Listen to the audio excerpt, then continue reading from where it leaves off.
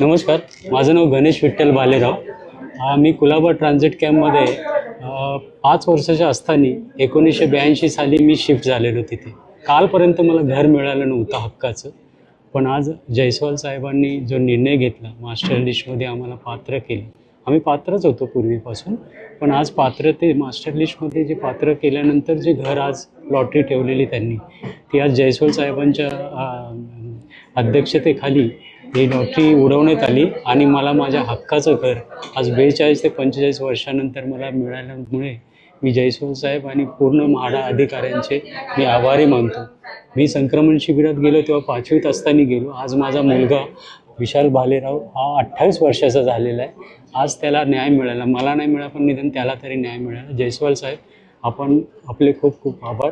व मी जे सजेशन केलं होतं साहेब, ज्यांच्या डिस्प्यूटच्या केसेस आहे अजूनपर्यंत ट्रान्झिट कॅम्पमध्ये वर्षानुवर्षे राहतात, त्यांचा देखील निर्णय आपण त्वरित लावावा आणि त्यांना हक्काचं घर मिळवून द्यावं. त्याचबरोबर ज्यांचं अस्तित्वात अजून तळमजलं आहे अशा लोकांना तुम्ही दिल्यात आणि GR पण तुम्ही प्रसिद्ध केलं की अस्तित्वात असलेल्या लोकांना तळमजल्यांना देखील हक्काचं घर मिळवून दिलं तुम्ही, त्याच्याबद्दल देखील आम्ही आभारी आहे साहेब. धन्यवाद.